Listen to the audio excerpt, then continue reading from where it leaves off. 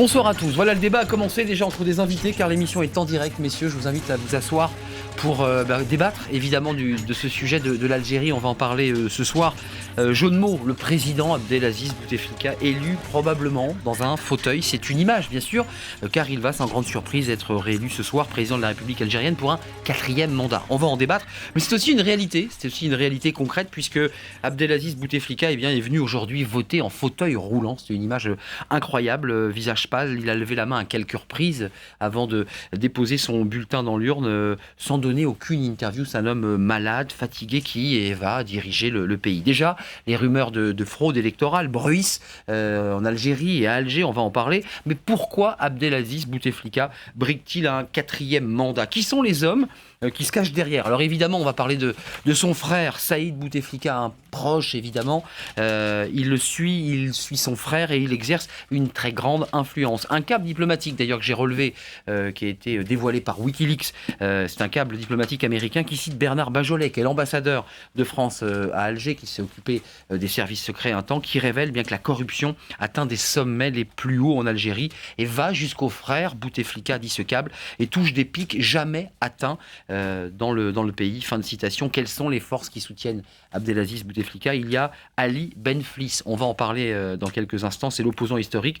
Il menace, si je ne suis pas élu, s'il n'y a pas de deuxième tour, je ne reconnaîtrai pas ces élections. On va en parler avec lui dans quelques instants parce qu'il sera en direct. On fait le point évidemment ce soir. Le suspense est assez faible, mais la question est la question de la démocratie en Algérie. Et ça, c'est un sujet important. LCP.fr, leJDD.fr, bien sûr, pour notre partenaire. Merci à tous ceux qui posent leurs questions sur ce site. Et puis hashtag CVR.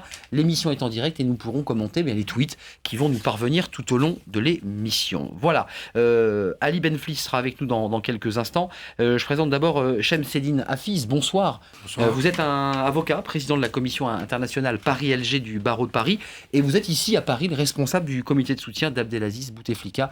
Merci d'être avec nous. Puis on parlera peut-être du vote, enfin en tout cas de la participation. C'est un point important. Elle était de 25% à 14h. On aura peut-être des chiffres plus affinés dans quelques instants. Face à vous, Wassila Temzali, bonsoir. Vous êtes avocate, écrivaine algérienne. Histoire minuscule des révolutions arabes, c'est un de vos livres aux éditions Chèvrefeuille étoilée. Et une éducation algérienne de la révolution à la décennie noire chez Gallimard en 2012. Je pense que je ne me suis pas trompé dans le titre. Vous êtes une militante des droits de l'homme. On vous écoutera sur cette élection ou sur cette parodie d'élection. Droits des femmes. Droits des femmes, absolument, des hommes. Face à vous, Yves Bonnet, bonsoir. Ravi de vous accueillir sur ce plateau. Ancien député UDF, vous connaissez bien la maison. Ancien patron de la DST, la direction de la surveillance du territoire, qui a été englobée aujourd'hui dans la grande maison des CRI. L'Algérie, que vous connaissez bien, vous nous en parlerez évidemment dans quelques instants, sur les rumeurs, les polémiques et sur cette élection. Et puis votre livre, parce que évidemment les commémorations du débarquement 2014, les services secrets français dans la Seconde Guerre mondiale, édition Ouest-France, il vient de sortir, collection Espionnage. Merci d'être avec nous. Et puis Abdou Benjoudi, bonsoir. Vous êtes membre du collectif Action citoyenne pour l'Algérie, l'un des organisateurs de la marche du 22 mars dernier contre Abdelaziz Bouteflika. On vous avait d'ailleurs à cette occasion filmé dans une émission précédente et vous êtes maintenant sur le plateau avec nous et je suis ravi de vous accueillir. Regardez ce sujet d'Ahmed Tazir parce que c'est quand même important. L'image est suffisamment rare pour qu'elle puisse être commentée. Un président qui se déplace en fauteuil roulant accompagné de son petit-fils et de Saïd d'ailleurs qui était présent à ses côtés. C'est pas son petit-fils, je dis une bêtise. Son neveu, en tout cas un enfant en bas âge, mais il y avait Saïd à distance respectable pour venir voter dans un quartier plutôt chic d'Alger, si je ne m'abuse. Pas d'interview, un homme malade, affaibli, comme nous le raconte Ahmed Tazir. Et voici l'image que l'on retiendra de cette élection présidentielle. Abdelaziz Bouteflika, l'air figé, puis souriant, sur un fauteuil roulant, poussé par ses proches. Le président candidat diminué va voter. C'est l'une de ses rares apparitions, à tel point qu'à Alger, on l'appelle désormais le candidat invisible, le président fantôme. L'homme n'a pas toujours été ainsi. Retour en arrière, au lendemain de l'indépendance du pays. Abdelaziz Bouteflika est arrivé aux affaires grâce à son mentor, le président Houari Boumedienne, qui prend le pouvoir par un coup d'état militaire en 1965. À 25 ans, c'est le plus jeune ministre des Affaires étrangères au monde. À la mort de Boumedienne en 1978, Bouteflika croit le remplacer à la tête du pays. Ce ne sera pas le cas. Les militaires lui préfèrent un colonel moins charismatique, Chedli Benjdid. Bouteflika en gardera une féroce rancœur. Puis c'est l'exil à Genève, au Moyen-Orient. En pleine décennie noire des années 90, islamiste armé contre pouvoir algérien, Bouteflika ne sera pas en Algérie. Ce n'est qu'avec le début de la guerre civile, avec le début des problèmes en 92 en Algérie, qu'on recommence, que le pouvoir commence à se demander si finalement on ne va pas faire appel à lui pour essayer de donner de nouveau une dimension internationale, une stature internationale à l'Algérie. Et il refuse. Il refuse parce qu'il demande les pleins pouvoirs. S'ensuit un mandat en 99, un deuxième en 2004, un troisième en 2009 et jamais 304. Son principal adversaire, c'est lui, Ali Benflis, son ancien Premier ministre. Lui a été humilié en 2004, où il aurait obtenu 6% des suffrages. Le candidat dit qu'il avait perdu à l'époque à cause de la fraude, un sport national en Algérie. Je ne me tairai pas, je ne serai pas seul. Comment vais-je faire à ces millions de gens qui auront voté pour moi et qui s'aperçoivent que les PV ont été fraudés ou trafiqués? L'Algérie, un pays assis sur un impressionnant gisement de pétrole, où le plein d'essence coûte 6 €, si riche qu'il prête même de l'argent au Fonds monétaire international. Mais un pays où le chômage tarde à se résorber. Ce que j'attends du prochain président, quel qu'il soit, Bouteflika ou un autre, je n'attends rien. Ce que j'attends, je l'attends de Dieu. Depuis 1962, on n'a rien eu. C'est le paradoxe algérien. Beaucoup d'argent à investir, mais pas ou peu de savoir-faire. En dehors du pétrole et du gaz, l'Algérie ne produit rien et importe tout. Alors les questions se posent, pourquoi ne pas former la main-d'œuvre pour produire sur place, former des managers pour l'encadrer? Des questions un peu oubliées par les candidats à la présidentielle. Alors avant de débattre avec nos invités sur le plateau, on va accueillir par téléphone Ali Benflis. Bonsoir Ali Benflis, je ne sais pas si vous m'entendez. Bonsoir, je vous entends bien. On est ravis de vous entendre, on vient de vous voir à l'image il y a quelques secondes dans le sujet. Je rappelle pour ceux qui nous regardent ici en France que vous êtes ancien Premier ministre. En 99, vous aviez fait campagne aux côtés d'Abdelaziz Bouteflika. Puis 2004, cette élection avec ce score dont on vient de parler. Et vous êtes le principal opposant ce soir à Abdelaziz Bouteflika. Dans une interview retentissante dans le Monde, vous avez dénoncé des fraudes. Quelles sont ces fraudes? Est-ce que ce soir vous avez des informations sur ce que vous indiquez au Monde, expliquant que des fraudes avaient ou allaient avoir lieu? Je n'ai pas la totalité des informations parce que le scrutin n'est pas encore clôturé. Cependant, on me signale que déjà dans pas mal de wilayats de circonscription, les bulletins de vote me concernant, sur lesquels il y a ma photo, dans pas mal de bureaux de vote, les bulletins me concernant sont estampillés, et quand il y a une estampille, le bulletin n'est pas reconnu. Donc les gens qui viennent voter prennent les bulletins, pensant prendre le bon bulletin. Bon, ça n'est pas général, ça existe dans certains bureaux de vote. Nous avons signalé cela à l'administration. Vous avez d'autres types d'infractions, à savoir que certains des contrôleurs, ils sont pas moins de 60 000, pas loin du nombre de 60 000. Certains des contrôleurs du bureau de vote, qui sont les miens, pour certains, ils ont été expulsés purement et simplement de certains bureaux de vote. Nous avons intervenu, certains ont été rétablis, mais après une heure ou deux, donc après une heure ou deux, ce qui permet bien entendu à l'administration de faire ce qu'elle veut, en l'absence d'observateurs, sans compter que également, au moment de la clôture de l'opération de vote, s'ouvre l'opération de comptage des voix, et après cela, sont délivrés, normalement, doivent être délivrés les procès-verbaux de comptage des voix. On me dit, ça il faut attendre que l'opération se fasse ou ne se fasse pas, on me dit que l'administration voudrait prendre du temps pour remettre les PV au lieu de le remettre immédiatement. Ali Benflis, c'est toujours... Oui. Une question, parce qu'évidemment, vous nous égrenez les risques et quelques faits que vous avez recueillis, mais sur le fond, vous avez le sentiment d'avoir pu faire campagne en toute liberté, ou vous avez le sentiment que cette élection vous a été confisquée? Parce que vous dites dans cette interview du Monde que si vous n'êtes pas au deuxième tour... J'ai fait campagne dans toutes les wilayas, j'ai été reçu à bras ouverts, et tous mes meetings ont eu lieu dans des salons omnisports avec des milliers de personnes et surtout des jeunes, filles et garçons, beaucoup de jeunes. J'ai fait ma campagne évidemment, le gouvernement algérien est devenu comité de soutien du président candidat. Les préfets, les walis sont devenus des chefs de commandement pour le président candidat. L'administration n'est pas neutre, mais malgré cela, j'ai fait campagne. Je suis allé dans les 48 wilayats. Eh bien, la population m'a accueilli partout. Le seul problème que j'ai eu, c'est que je ne pouvais pas pénétrer mes salles et je ne pouvais pas en sortir parce que tout le monde voulait m'embrasser et me saluer. C'est l'unique problème. Personne n'a rejeté ma candidature. Je suis candidat. Eh bien, il y a une participation pour moi aujourd'hui. S'il y a fraude, je ne me tairai pas. Je ne me tairai pas parce qu'il y a des soutiens de millions de personnes. Un petit mot, qu'est-ce qui peut se passer après? Vous avez le sentiment ce soir en France, en tout cas on nous annonce déjà une victoire et un 4e sacre pour Abdelaziz Bouteflika qui est venu voter en chaise roulante. Ça vous choque? Ça me choque. Le pays est en panne depuis 15 ans. L'économie est en panne depuis 15 ans. La démocratie est en panne depuis 15 ans. Le Parlement, c'est une chambre d'enregistrement. Le gouvernement, c'est un gouvernement de soutien au président et rien d'autre. On n'a réglé aucun problème, ni réforme de l'école, ni réforme de la santé, ni réforme de l'économie. Il y a un syndicat presque unique. Les syndicats véritablement représentatifs ne sont pas reconnus. Et puis les partis politiques sont déstabilisés tous les jours. Donc voilà, la panne partout.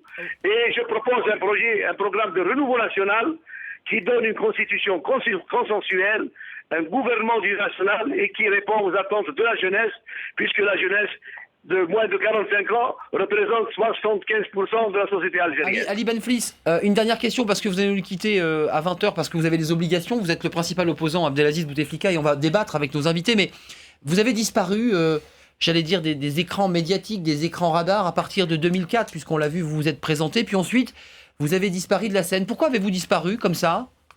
Je n'ai pas disparu, j'ai disparu du champ médiatique parce que je ne voulais pas montrer ce que j'ai fait pendant 10 ans. En avril 2004, je n'ai pas perdu. C'est le pouvoir absolu qui a gagné et c'est le peuple algérien qui a perdu. Pendant 10 ans, j'ai labouré toute l'Algérie, du nord au sud, de l'est à l'ouest.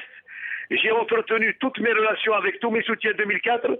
Je les ai multipliés, je ne sais pas si c'est par 100 ou par 1000, ce qui explique que quand je me suis présenté le 19 avril, j'ai annoncé ma candidature, j'avais au préalable déjà installé mes 48 directions de campagne au niveau des wilayats, et j'avais déjà installé 1541 directions de campagne des communes. Merci. Ce qui explique que j'ai les vents en poupe, et merci à vous aussi. Merci. Avant de vous quitter, vous pensez gagner ce soir? C'est une question qui nous semble naïve d'ici, puisque les journaux annoncent... Normalement, je dois gagner si la fraude à laquelle on nous a habitués n'est pas présente, mais elle sera présente, bien entendu.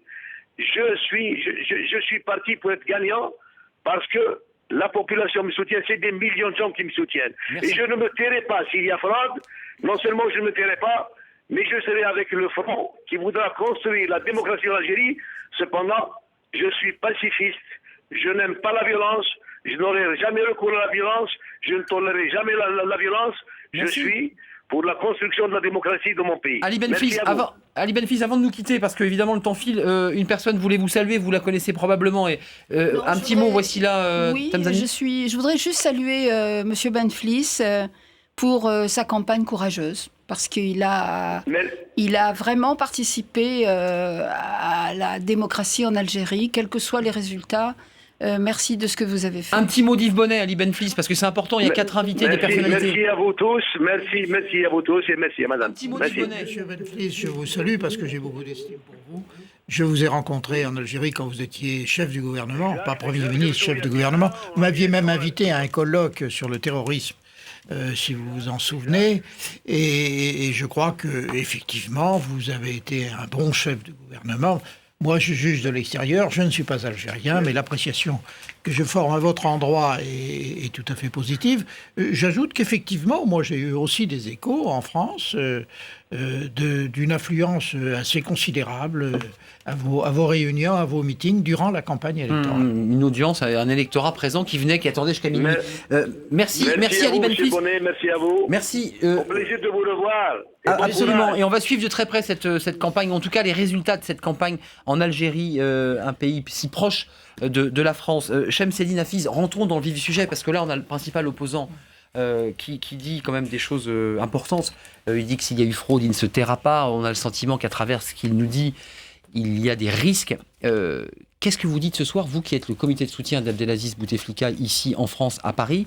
Ça vous a choqué le fait que cet homme se déplace en chaise roulante, qu'il ait le sentiment finalement qu'il est un fantôme? On a entendu le sphinx, le fantôme. Qu'est-ce que vous nous dites ce soir de rien de cette image si particulière? Écoutez, moi d'abord je voudrais vous dire que je me place essentiellement sur le plan de la légalité. Je ne suis pas en Algérie, je ne suis pas médecin, je suis avocat.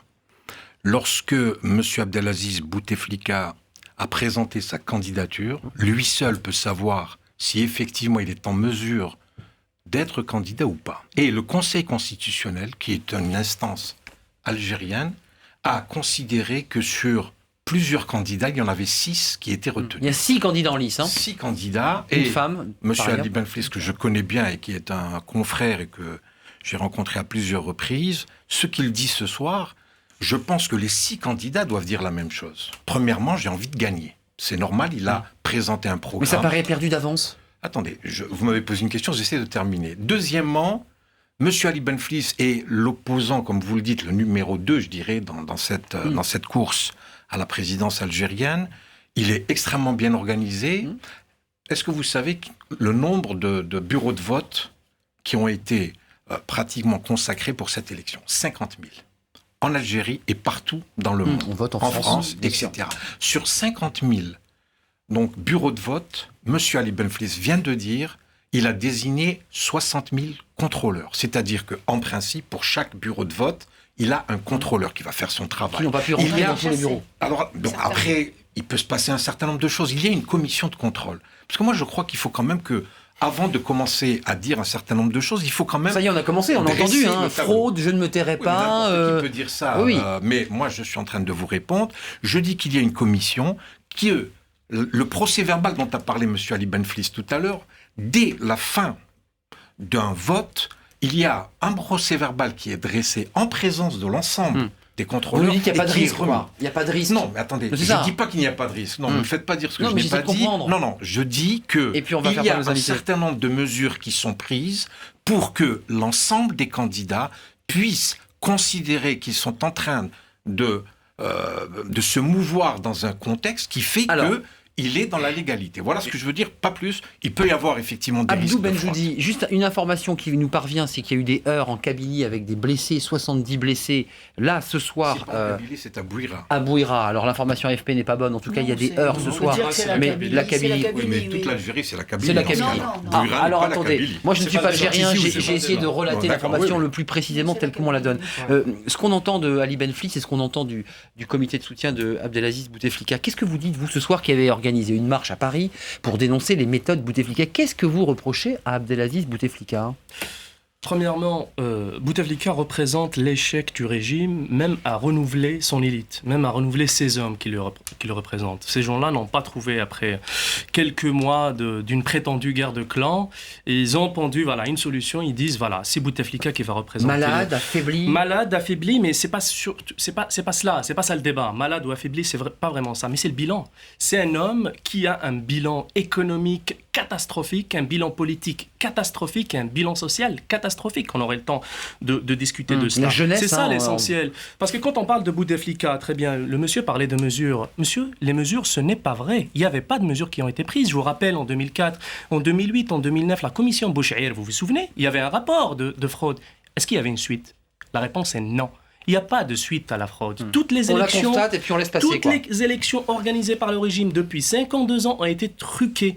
Aujourd'hui, et c'est dommage pour M. Benflis, le jeu que je Benflis ce soir, excusez-moi. Non, c'est pas question qu'il a perdu, c'est qu'il a apporté une caution à ces élections. Ces élections, il n'y avait qu'une seule solution pour les démocrates de ce pays, pour la jeunesse de ce pays, c'est de la boycotter. Nous ne jamais donner cette caution au régime algérien et de montrer ça à l'Occident comme étant voici la démocratie en Algérie et vous avez 2 candidats qui se battent entre eux démocratiquement. Ceci est faux. La question de la démocratie en Algérie, est-ce que ce soir Abdelaziz Bouteflika, dont on sent qu'il y a des hommes derrière lui, en tout cas, on vient de l'entendre, des clans, pour reprendre vos mots, c'est un démocrate, Abdelaziz Bouteflika, ou aujourd'hui, comment vous le qualifiez, vous Oui, alors, d'abord, oui, je vais répondre à votre question, mais pour vous dire, j'ai tenu à saluer M. Benflis, parce que je pense par civilité.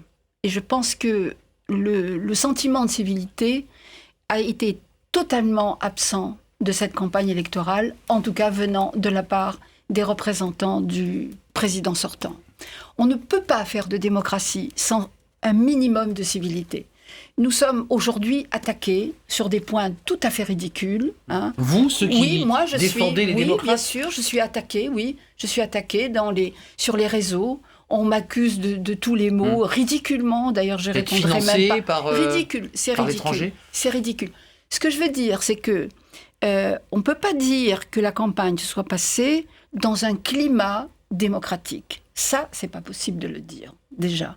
Alors, je ne sais pas ce qui va se passer aux élections, mais je crains fort parce que les derniers jours ont été assez violents au niveau du langage, dans la mesure où on a entendu proférer des menaces pour la journée du 18 avril, c'est-à-dire demain. On a entendu... Des menaces de quel type Des menaces venant de l'armée, par exemple, d'intervenir avec la force. S'il y avait... Oui, bien sûr. Alors, la chose qui est intéressante à dire, parce qu'il ne faut pas passer à côté, c'est aujourd'hui la première fois qu'en Algérie, nous avons une élection qui dégage une opposition ou un protagoniste civil dans la société civile. En dehors des partis politiques qui, comme vous savez, ont été absolument détournés de leurs fonctions à partir de 1989-1990. Mais ça vous choque, vous? J'ai lu un écrivain Cadra qui dit « Mais ça donne une mauvaise image pour notre pays, l'Algérie, de voir un homme qui vote, qui est malade, affaibli, qui est blanc, qui ne donne pas d'interview, qui ne parle pas. » Écoutez, moi je voudrais quand même faire remarquer une chose, c'est que par rapport à il y a 1 mois ou 2 mois, je trouve que le président Bouteflika a repris beaucoup de ses facultés. Mais la question n'est pas là. La question est la question fondamentale de la démocratie.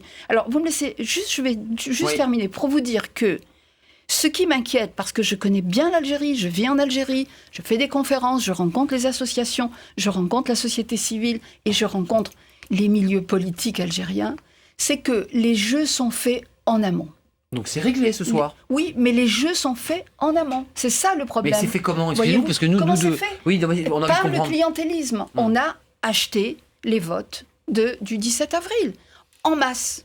Yves Bonnet, la méthode, on le lit, il y avait une très grande tribune aujourd'hui dans les colonnes du Monde avec un chercheur qui expliquait la façon dont Abdelaziz Bouteflika avait augmenté les dépenses militaires, augmenté les dépenses pour les fonctionnaires, augmenté les dépenses pour les anciens combattants. Exactement. Bref, toute une coterie de clientèle qui finalement augmentait les aides aux entreprises. Est-ce que c'est comme ça que ça fonctionne, Yves Bonnet, ou est-ce que c'est un peu plus compliqué? Comment vous regardez, vous qui aimez ce pays et qui le connaissez bien? Je suis le seul non-algérien ici. Bon, j'aime l'Algérie, tout le monde le sait. Et je crois que beaucoup... oui, merci. Et je crois que beaucoup des reproches que l'on fait actuellement, soit au président Bouteflika, soit au gouvernement algérien, soit à l'armée, ça c'est la tarte à la crème. Ça existe, c'est pas... Oui, mais ça existe aussi en France, parce que, je suis désolé, mais le clientélisme, nous sommes peut-être, nous, Français, mal placés pour en parler. De même que sur l'état de santé des présidents, je vous rappelle quand même que le président Pompidou est mort pendant son mandat et que le second septennat de François Mitterrand n'était pas marqué par la santé florissante de son titulaire. Et j'ai beaucoup de respect et d'estime pour François Mitterrand. Quoi, qu'on n'a pas trop de leçons à donner, comme ça, en se moquant? Soyons nous modestes et réservés. Voilà. Ça c'est une enfin, on ne le sent pas en position quand même favorable pour exercer le pouvoir quand même. Non, mais c'est pas un homme qui va conserver le pouvoir, c'est une équipe, ou c'est un régime, si vous voulez. C'est son frère? Il est dans ce régime. Oui, son frère, moi je le connais pas, c'est pas mon ami. Bon, peu importe. Il m'a accusé d'être à la tête d'une mafia verte dont je ne sais pas d'ailleurs ce que c'est. Enfin bon, peu importe. Bon, bah voilà, s'il nous regarde... J'ai pas de lien d'amitié avec le frère de monsieur... Enfin, qui a beaucoup de pouvoir, on a même dit qu'il allait gouverner lui-même. C'est pas ça le sujet. Je crois que le sujet, c'est que il y a un président, il y a une équipe autour de lui, et il y a autour de lui un certain nombre de gens que je connais et qui me paraissent être des gouvernants tout à fait capables. Et je ne partage pas du tout votre appréciation, monsieur, sur l'Algérie, parce que j'y vais régulièrement. Encore une fois, je ne suis pas algérien, mais moi, j'observe quand même que ce pays est sorti d'une situation que vous n'avez peut-être pas très bien connue, il y a 20 ans. Ça se bousculait pas au portillon pour aller en Algérie à l'époque. Moi, j'y allais. J'étais président du groupe d'amitié parlementaire France-Algérie. J'étais le seul homme politique qui y allait. Je peux vous dire que les progrès qui ont été réalisés en Algérie dans tous les domaines sont considérables. Même le chômage est en recul. Il y a aujourd'hui des Attendez, excusez-moi, j'ai un scoop, c'est un tweet. C'est important les scoops. Urgent, les élections se terminent dans moins d'1 heure en Algérie. C'est un trait d'humour de notre tweetos. Bouteflika n'est pas encore mort, avec un point d'exclamation, avec tout le respect que nous devons à monsieur Abdelaziz Bouteflika. Mais c'est un tweet, là, une personne qui nous regarde. Juste un petit mot, parce qu'on comprend alors que finalement l'enjeu, c'est pas Abdelaziz Bouteflika, que c'est la question du régime, mais qui se cache derrière Abdelaziz Bouteflika? Moi, je parlais de son frère, on me parle, et je lis dans le Figaro ou dans Le Monde qu'il y a des consortiums du BTP. Qui est derrière qui a intérêt à organiser cette chose? Une cartographie très simple. Voilà. En fait, vous savez, Yves Bonnet parlait de ça tout à l'heure, c'est que en fait, c'est vrai qu'il n'est pas seul, et c'est ce que nous dénonçons. C'est pour ça que nous ne sommes pas seulement contre le 4e mandat. On est contre le 4e, le 3e, le 2e et le 1er. Donc si on dit ça... Non, mais c'est pas du tout tard. C'est pas du tout tard. En 2008, on a milité contre le viol de la Constitution, que même Benflis a cautionné, pour revenir à Benflis. Mais on passe. Monsieur Yves Bonnet, Bouteflika n'est pas seul. Il y a ce qu'on appelle le DRS derrière, que vous connaissez très bien. Il y a les services secrets derrière. Il y a les généraux. Laissez-moi finir. Aujourd'hui, Bouteflika... Non, c'est pas un fantasme du tout, je vais vous le dire. Ce qui se passe aujourd'hui avec Bouteflika, c'est qu'il y a une oligarchie qui s'est créée autour de lui, des clients, de la clientèle, et cette oligarchie qui a gagné beaucoup d'argent durant 15 ans. Les 15 années de règne de Bouteflika, monsieur, beaucoup de gens ont fait des fortunes, et ces gens-là entourent le président et financent sa campagne électorale. Excusez-moi, toutes les guerres de clans, vous savez, on parle de guerres de clans dans le régime algérien, tout ce qui s'ensuit. Ceci n'est pas vrai, c'est une mise en scène qui voudrait placer Bouteflika comme l'homme providentiel, l'homme qui va sauver tout le monde et l'homme qui va garder les équilibres du pouvoir. C'est la corruption qui mine. Vous êtes d'accord avec cette idée? Est-ce qu'il y a un problème de corruption? Là, on a entendu qu'il avait une bonne équipe autour de lui, qu'après tout, il pouvait continuer à gouverner parce qu'après tout, il y a des gens solides autour de lui, ça on entend. On lit aussi qu'il y a une corruption qui mine. Je parlais de Wikileaks, c'est quand même un envoi entre les Américains et Bajolet, c'est pas n'importe qui. On dit le pic, la corruption est au sommet. Vous le confirmez ou pas? Il y a une question à laquelle j'aimerais quand même répondre concernant ce clientélisme. Yves Bonnet a répondu un peu sur cette question. En 2008, le président Bouteflika a 258 milliards de dollars entre les mains. Qu'est-ce qu'il en fait? Une manne. Une manne. À un moment donné, on a pensé, et beaucoup d'économistes ont proposé à ce qu'on crée un fonds souverain pour gérer cette manne.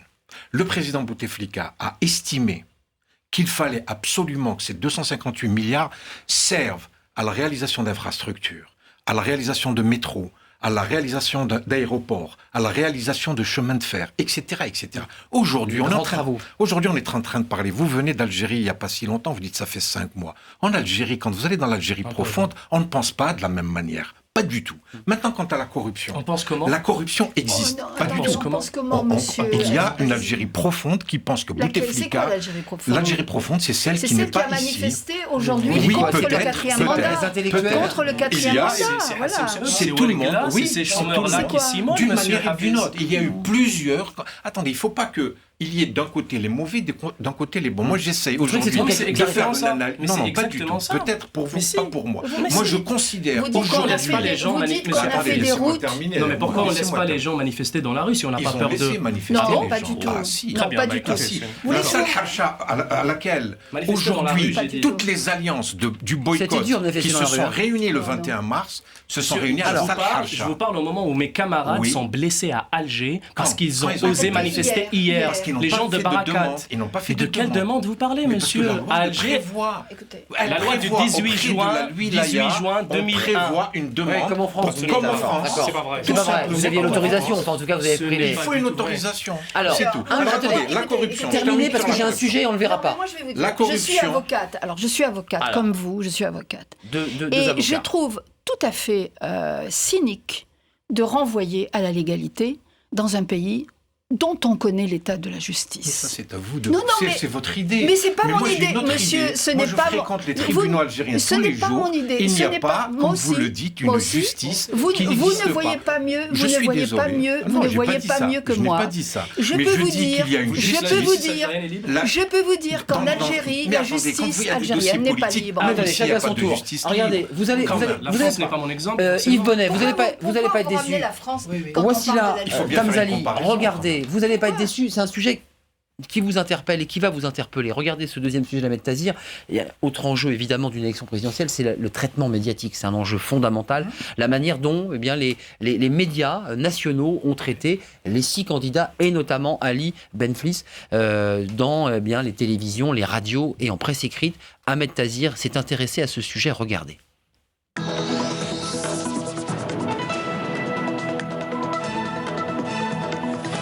Bonsoir, madame, monsieur, bienvenue, mercredi 16 avril 2014. Cette télévision, on l'appelle en Algérie l'Itima, l'orpheline, car elle est un peu unique en son genre. ENTV, l'audiovisuel public algérien et sa campagne médiatique plutôt orientée. Ici, le temps de parole équilibré n'existe pas. Il est en majeure partie accordé au président candidat, montré presque à chaque fois en une du journal. Ici, il va même se lever pour l'image avec un ministre espagnol. Bouteflika se plaint de la campagne de son principal adversaire.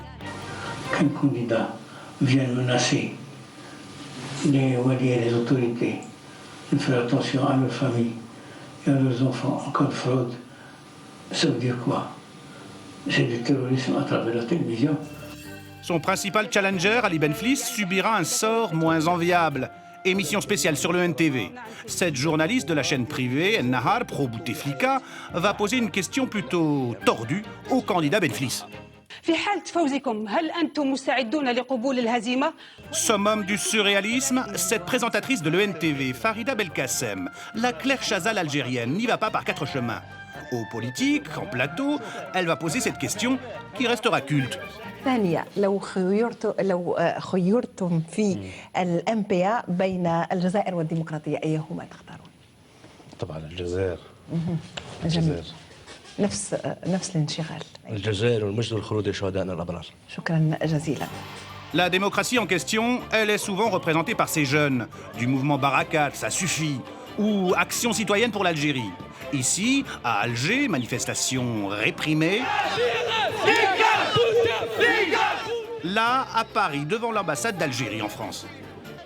Nous sommes des gens qui appelons à un changement purement pacifique, une phase de transition, pourquoi pas, mais ceci ne passera jamais si nous n'avons pas un rapport de force dans la société algérienne. C'est le rapport de force qui compte, c'est les syndicats autonomes, c'est les comités d'étudiants, c'est les comités des travailleurs, c'est une presse libre. Pour s'être rebellé, ce jeune militant va faire l'objet d'une attaque en règle de la part de la chaîne Ennahal, pro-régime. Une chaîne populiste qui ne vérifie pas souvent ses informations. Dans ce reportage, elle présente ce militant comme un activiste financé par l'étranger, la main de l'étranger, l'éternel argument du pouvoir algérien pour discréditer toute voix discordante. Alors, il y a une sentinelle citoyenne, mais je voudrais d'abord évidemment donner la parole à Abdou Benjoudi. Qu'est-ce que vous dites là? Parce qu'on voit quand même ces questions qui sont un peu bizarres, et puis on vous interpelle, on dit que vous êtes financé par l'étranger, et vous serez donc un agent venu de l'étranger pour déstabiliser le pouvoir d'Abdelaziz Bouteflika. Vous savez, déjà je précise juste, les images, c'était pas de la marche du 22, c'était un autre rassemblement d'un autre collectif. Écoutez, ça c'est la devise du régime. Je vous rappelle quelque chose, un grand homme, Aban Ramdan, assassiné par ses confrères du FLN. Avant de l'assassiner, ils l'ont accusé d'intelligence avec l'ennemi. Ali Messili. Quand on veut tuer son chien, on l'accuse d'avoir la rage. Vous connaissez certainement le dossier d'ailleurs de la France-Algérie. Ali Messili, assassiné ici en France. Enfin, ce concept, la France-Afrique, ça n'existe pas. Non, j'aimerais pas que ça existe. J'aimerais une amitié, point barre. C'est que le dossier Ali Messili, un assassinat politique que ni le gouvernement français ni le gouvernement algérien voudraient mettre la lumière sur ça. Ça vous blesse quand vous accuse, vous défendez la démocratie et les droits de l'homme, mais on vous dit mais vous êtes un agent de l'étranger. Absolument pas. Vous savez, on ignore tout cela, mais c'est ce qu'ils font avec tous les opposants depuis 62. Oui. Donc ça ne fait que nous ça nous fait honneur au fait. C'est que dire ce genre de choses et il n'y a pas plus. Je veux dire, d'accuser tous les opposants d'être des traîtres, c'est un classique. Yves Bonnet. On m'appelle l'homme des généraux. Bon, c'est pareil. Je vais balayer ça d'un revers de main parce que je suis l'homme de personne. Mais je crois qu'il faut sortir de tous ces poncifs. Vous parliez tout à l'heure des services de sécurité algériens. Mais les services de sécurité algériens ne sont pas l'Algérie. C'est un service qui est au service, c'est le cas de le dire, de l'Algérie. L'armée ne joue aucun rôle dans ces élections. Quel rôle il y a même un candidat, il y a même monsieur Les généraux, c'est différent. Mais les généraux et l'armée, c'est différent. Eh bien, quels généraux? Juste tous ceux qui ont participé à ramener Bouteflika en 99. Parce que les gens oublient, Bouteflika est venu en 99, monsieur. En 99, il y avait un retrait des 6. Vous vous souvenez? Il y avait ce qu'on appelle la réconciliation nationale. Vous connaissez très bien le dossier. La réconciliation nationale est un dossier, excusez-moi, que Bouteflika met toujours en avant, est un dossier qui, à la fois, efface tous les crimes des intégristes islamistes et aussi les crimes de quelques généraux. Général Nazar, par exemple, 5 octobre 88, 500 morts. 500 morts. D'abord, il est mon ami. Non, mais ce n'est pas le mien. Je vous dis, 500 morts le 5 octobre. Les disparus, monsieur Ibonnet. Les disparus. Tout ça, Bouteflika est venu et là, il a effacé tous les crimes et on lui donne une image blanche. Essayons d'élever un petit peu le débat, s'il vous plaît. Excusez-moi, pourquoi vous dites ça? Ne tombez pas du 5 octobre 88. Vous l'avez dit. Il y a eu 500 morts. Vous l'avez dit. Non. Il y avait 500 morts le 5 octobre sous les ordres de Nazar. Terminez Yves Bonnet et je voulais entendre Wassila Tamzali et Chemseddine Hafiz. Juste un petit mot, puisqu'on est sur la question de la réconciliation. La question des islamistes. Je ne l'ai pas posée tout à l'heure à Ali Benflis, mais on l'a accusé notamment d'être lié au FIS, qui est un mouvement qui a été dissous, qui n'est pas engagé dans cette élection. Il n'y a plus de FIS, il a été dissous, ce mouvement n'existe plus. Il y a encore un problème avec le religieux, les islamistes en Algérie. Est-ce qu'il y a un souci ici? Est-ce qu'il y a un espace politique si d'aventure ces mouvements revenaient? Est-ce qu'ils gagneraient les élections? C'est fini. Non, je ne pense pas qu'il est aussi puissant que dans les années 90. Il existe encore un tout petit peu, mais le contexte international fait qu'aujourd'hui, il n'est pas bon d'être islamiste. Mais donc en Algérie, la société algérienne a compris que elle ne pouvait pas tomber dans le piège de l'islamisme. Ça, c'est une chose qui est tout à fait évidente aujourd'hui. De manière certaine.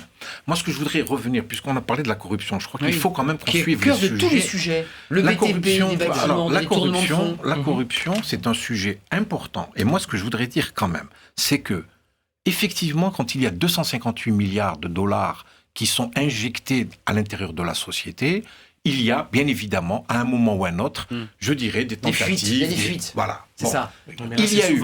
Peut-être, mais est-ce que vous savez le nombre aujourd'hui de procès en matière de corruption, puisqu'on parle de la justice, il y a aujourd'hui 3000... Le nombre de procès enterrés. Allez au bout, à chaque fois qu'on parle de quelque chose, vous nous sortez l'aspect négatif. Mais regardons d'abord l'aspect positif. Après, je suis d'accord pour discuter avec... Oui, mais attendez, c'est quand même important. Pour les téléspectateurs français, il y a 3000 dossiers de corruption. Quand on a parlé du dossier Khalifa, vous vous rappelez, on a dit, il ne passera jamais ce dossier en justice. Il est passé en justice. Aujourd'hui, vous savez bien, en pleine période électorale, les principaux soutiens du candidat Bouteflika, on est en train de sortir des dossiers où il y aura des actions en justice. Quand on parle de la liberté d'expression, elle existe quand on voit la télévision qu'on vient de voir. Vous avez vu El Watan, vous qui êtes El Watan, madame la presse écrite, mais la télévision, là, on vient de voir.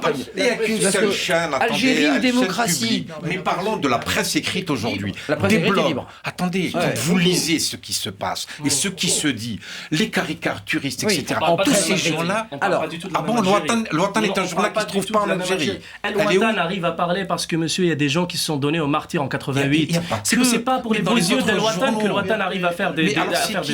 Alors, juste, Wassila Tamzali.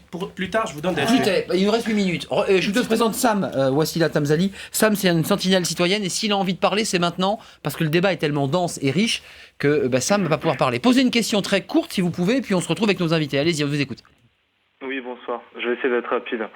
Simplement, je remarque qu'il n'y a pas de réelle opposition en Algérie à Bouteflika. On a soit des religieux fanatiques qui ont absolument aucune crédibilité, d'ailleurs on sait ce que ça a donné, soit des extrémistes berbéristes avec des idées farfelues qui veulent imposer une idéologie nouvelle pour changer l'identité algérienne, etc. On va pas faire tout le débat. Mais sinon, on a principalement des gens comme M. Ali Benflis qui se présentent comme des poulets de l'année, qui viennent de débarquer, qui vont tout changer, alors qu'ils ont fait partie du système, qu'ils ont fait partie des différents gouvernements algériens, qui ont été à un moment donné des rouages de ce système qui dénonce aujourd'hui. Moi, je vois plutôt ça comme comme une démarche opportuniste de gens qui veulent aussi avoir leur part et gouverner. Enfin voilà, c'est plutôt une quête du pouvoir plutôt qu'un désir de faire changer les choses en Algérie. C'est bien dommage. Sam, comme on a très peu de temps, par dire que oui. Comme on a peu de temps, excusez-moi, je peux vous poser une question. Là, vous dites, vous mettez dos à dos finalement Benflis et Bouteflika dans le même sac. Vous dites finalement c'est les mêmes, quoi. Bah écoutez, oui, parce que franchement, moi j'ai pas fait d'études approfondies sur M. Benflis, mais voilà, je connais quand même, je suis quand même assez renseigné en la matière. Je sais que dans ce genre de cas, c'est surtout des gens qui se disputent pour avoir le pouvoir à tour de rôle, parce que c'est évident qu'il n'y a pas de grandes démarcations. Merci Sam. Qu'est-ce que vous en pensez? Parce que là on a un jeune étudiant, il est de Sciences Po, il ne vit pas en Algérie, il a l'air de s'intéresser au sujet, je présage qu'il est algérien, ou d'origine algérienne. Quand même, ce qu'il dit, c'est intéressant. Non, c'est très triste. Il faudrait un renouvellement, non, quoi. Je vais vous dire, non. Ce qui est triste, c'est ce désenchantement. De la jeunesse. De la jeunesse. Pas toute la jeunesse, parce qu'aujourd'hui, il y a des gens qui sont mobilisés en Algérie. Il ne faut pas l'oublier. Mais la difficulté que nous avons, c'est d'avoir à vaincre le cynisme d'une certaine génération, le désenchantement des jeunes. Ça, c'est très compliqué. Par exemple, quand il dit... du chômage, cette manière de faire, pour un élève de sciences politiques, cette analyse de la société algérienne qui est la sienne, je la trouve très sommaire et je la trouve tout à fait inexacte. Juste, les 4 invités, il nous reste quelques minutes, mais est-ce qu'il y a de l'espoir? On va imaginer que ce soir Abdelaziz Bouteflika. On m'indique que d'ailleurs les bureaux vont rester ouverts 1 heure de plus à Alger, ce qui donnerait peut-être un élément pour demander aux Algériens de se déplacer aux urnes, ce qui voudrait dire qu'il y a une forte abstention. Ils se sont déplacés. Parce que là, quand quel que soit le résultat, je crois qu'il y a quelque chose qui s'est mis en marche en Algérie avec les protestations de la société civile. Et ça, c'est très important. On va voir comment va réagir le pouvoir. S'il réagit d'une façon insolente et fort du pourcentage qui va sortir, et ça c'est très dangereux. Mais s'il y a une once de bon sens, je crois qu'il faut qu'il recueille cette protestation comme justement une revitalisation du paysage politique algérien. Et je pense que la question aujourd'hui en Algérie, ce qu'on appelle la transition, c'est la seule question qu'on peut demander, c'est la repolitisation de la société algérienne. Et dans le cadre de cette repolitisation, je le dis ici parce que c'est une question c'est une question, ça sera sans doute qu'on aura besoin de prendre en compte la nébuleuse islamiste, pas le fils. Vous voyez qu'on revient à cette question. Non. La nébuleuse islamiste, cette question religieuse. Pas le fils. Yves Bonnet, après la France-Afrique, maintenant la France-Algérie nous dit un tweetos qui nous regarde et qui vous a entendu, et avec un point d'exclamation. Oui.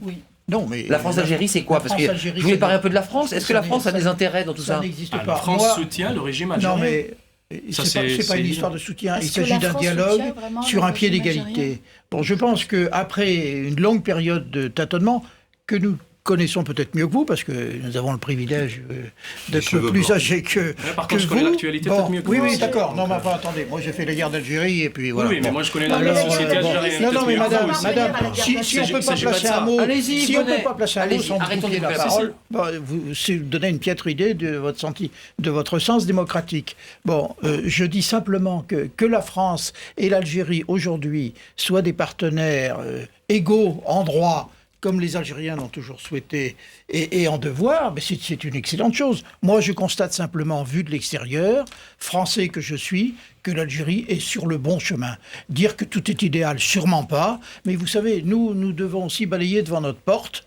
Je pense que la corruption, elle existe partout, y compris en France. Chemseddine Nafis, c'est vrai qu'il y a des jeunes qui s'immolent en ce moment par désespoir, parce qu'ils n'ont plus d'emploi, parce qu'ils rêveraient de faire un printemps arabe. Peut-être. Oui, il y en a, bien sûr. Mais ce que je voudrais rebondir sur ce qu'a dit Wassila Tamzali. Ce qui est formidable dans cette élection présidentielle, qu'on le veuille ou pas, qu'on soit pour ou qu'on soit contre, il y a véritablement l'éclosion d'une société civile. Vous, par exemple, votre mouvement, etc., ça n'a jamais existé avant. Si. Non, ça n'a jamais existé avant. Il y a eu un mouvement de société civile qui, aujourd'hui, non seulement... Qui peine à émerger quand même. Peut-être qui peine à émerger, mais qui va, à la fin de ces élections, peut-être, c'est le jeu démocratique. Moi, je suis tout à fait d'accord. La répression, c'est un jeu démocratique. Non, mais attendez, ne me faites pas dire ce que je dis pas et ne m'interrompez pas. À chaque fois, je dis la répression qu'il y a, non, quand même, contre les mouvements. Non, mais attendez. Non, mais c'est ce que je dis. Je disais tout à l'heure que le 21 mars, ils se sont réunis à la salle Harsha toute l'alliance de ceux qui étaient pour le boycott, ils ont fait une demande, elle a été donnée. Donc moi, je ne suis pas là pour... défendre le régime ou quoi que ce soit, j'essaie encore une fois de me placer de manière objective. Je pense qu'il y a aujourd'hui de plus en plus, grâce à Facebook, grâce à des réseaux sociaux qui n'existaient peut-être pas, aujourd'hui, la preuve en est, c'est que quand même, on est à Paris, on débat de la question algérienne. À un moment donné, ça n'existait pas. Tout ça. Interdit, hein. Pourtant, nous savons pertinemment que les Algériens ont une place importante en France. Nous n'avions pas toute cette possibilité de pouvoir nous exprimer. Donc, soyons un peu plus optimistes et regardons les choses ensemble, parce que tous les Algériens ont un droit de vivre dans ce pays, dans la légalité. Un débat passionnant parce que tous les points de vue s'expriment. Juste un tout petit mot, Abdou Benjoudi, il y a ce tweet. Je vous rappelle que Benflis est un Bouteflika bis, juste pour prolonger ce que nous disait tout à l'heure notre sentinelle, parce que les tweetos, les réseaux...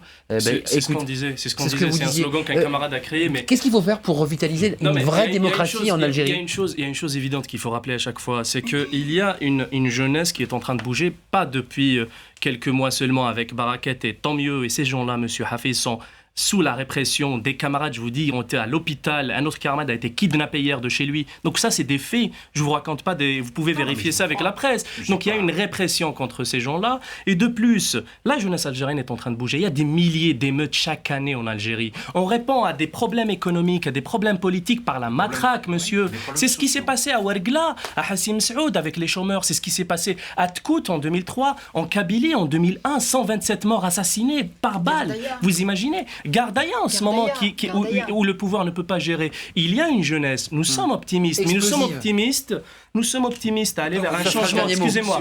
Pour aller à un changement radical, pacifique. Ça, il faut le rappeler parce qu'on accuse toujours d'être des chaos.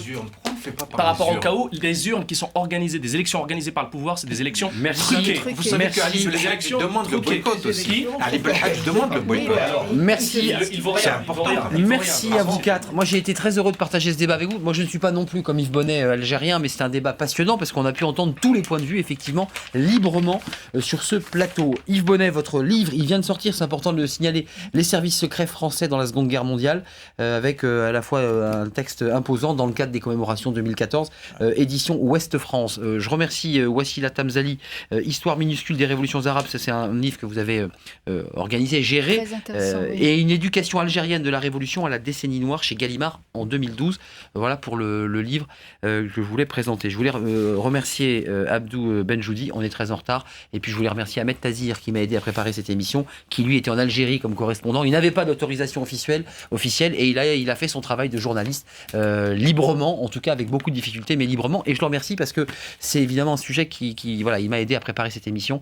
Et je le salue. Merci à vous quatre. Demain, on s'intéresse à autre chose, à la gauche. Le logiciel de la gauche est cassé. On va en parler avec des invités. Bonne soirée et à demain.